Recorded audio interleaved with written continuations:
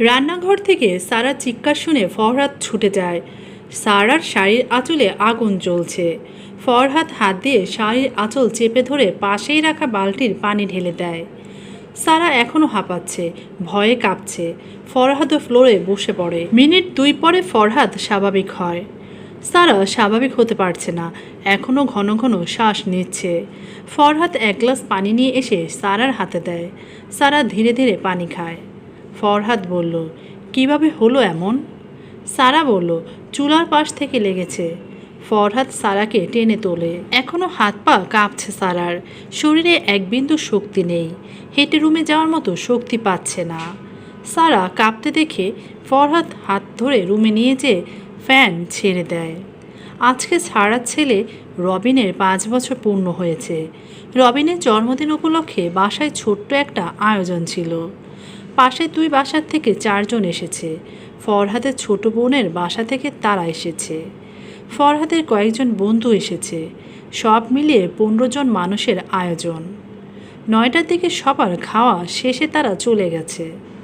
সারা রান্নাঘরে তরকারি গরম করতে যেয়ে কীভাবে যেন শাড়িতে আগুন লেগে যায়। আগুন দেখে সারা চিৎকার দেয়। ফ্যানের নিচে কিছু সময় বসে থেকে সারা কিছুটা স্বাভাবিক হয়। ফরহাদকে বলল, পানি খাবো। ফরহাদ জগ আর গ্লাস নিয়ে এসে পানি দেয়। সারা 2 গ্লাস পানি খেলো। শাড়ির আঁচলের দিকে তাকিয়ে আছে সারা। এই শাড়িটা 2 বছর আগে ফরহাদ কিনে দিয়েছে। সারার অবশ্য ভালো কোনো শাড়ি নেই। কোনো অনুষ্ঠানে গেলে কারো শাড়ি ধার করে নিয়ে যেতে হয়।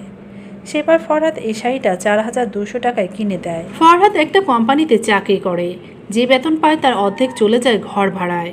বাড়িতে বাবা মাকে 3000 টাকা দেয় প্রতি মাসে। ছেলের খরচ, সংসারের খরচ, এসবে বাকি টাকা শেষ হয়ে যায়। সারার জন্য এই শাড়িটা কিনতে 3 মাস ধরে টাকা জমাতে হয়েছে। সারা কোনো অনুষ্ঠানে গেলে সেখানে পড়ে যায়। আবার বাসায় এসে ধুয়ে যত্ন করে আলমারিতে রেখে দেয়। আজকে ছেলের জন্মদিন উপলক্ষে বাসায় শাড়িটা প্রথমবার পরেছে। ফরহাদ বলল, এখন ঠিক লাগছে? সারা বলল, হ্যাঁ, অনেকটাই ঠিক। সারার পরনে এখনও পুড়ে যাওয়া শাড়ি। পুড়ে যাওয়া অংশের দিকে তাকিয়ে আছে সারা। আফসোস লাগছে শাড়িটার জন্য। এইবার নিয়ে 4 বার পরেছে। এত দামি শাড়ি নষ্ট হয়ে গেল। সারা বলল, শাড়িটা পুড়ে গেল, আর পরা যাবে না। ফরহাদ পাশ থেকে রাগী চোখে বলল, শাড়ি চিন্তা রাখো, তোমার কিছু হয়নি তাই শুকরিয়া জানাও। শাড়ি গেছে যাক। ফরহাদের কথায় সারা স্বাভাবিক হতে পারে না। এখন শাড়িটার জন্যই আফসোস লাগছে। এত দামি শাড়ি, তাছাড়া শাড়িটা সারার বেশ পছন্দের ছিল। যতবার পরেছে একটা দাগ লাগতে পর্যন্ত দেয়নি। একবার মাংসের ঝোল লেগেছে, সাথে সাথে বাসায় ফিরে সে রাতেই শাড়ি ধুয়ে বারান্দায় শুকাতে দেয়। ফরহাদ বলল, এখন উঠতে পারবে? সারা বলল, হ্যাঁ পারবো। সারা উঠে দাঁড়িয়েছে। ফরহাদ বলল, শাড়ি বদলে নাও। সারা শাড়ি বদলে নিয়েছে। খাটের কোনায় রশিতে এখন পুড়ে যাওয়া শাড়িটা। সারা আবার পুড়ে যাওয়া শাড়িটা দেখল, কতটা পুড়েছে। ফরহাদের শাড়ি নিয়ে সারার এমন মন খারাপ দেখে খারাপ লাগে। একটা শাড়ি যে পুড়ে গেছে, সারা যে কিচ্ছু হয়নি, এই তো অনেক। তবে শাড়ি নিয়ে সারার মন খারাপের যথেষ্ট কারণ আছে। সারা জানে এই শাড়িটা অনেক দামি, যা তারা সহজে চাইলেই কিনতে পারে না। মেয়ে মানুষ যে সংসারে পছন্দের একটা কাঁচের গ্লাস বা পিরিচ ভাঙলেও মন খারাপ করে, সেখানে এত দামি একটা শাড়ি নষ্ট হয়ে গেল। সারা শাড়িটা হাতে নেড়েচেড়ে দেখে কতটা পুড়ে গেছে, তারপর রেখে দেয়। রাত বাড়তে থাকে। পাশে ফরহাদ ঘুমায়। সারা ঘুম আসে না, দুশ্চিন্তা হয়। শাড়ি পুড়ে যাওয়ার কথা সারা একটু একটু করে ভুলতে শুরু করে। তবু হুটহাট ঘরের কোনায় রাখা পোড়া শাড়ির দিকে চোখ গেলে পাশে যেয়ে একবার দেখে ঠিক কতটা পুড়ে গেছে। 2 মাস পরের একদিন সারা রান্নাঘর থেকে এসেছে কেবল। বিছানার উপর ফ্যানের নিচে বসেছে। হঠাৎ চোখ গেল রশির দিকে।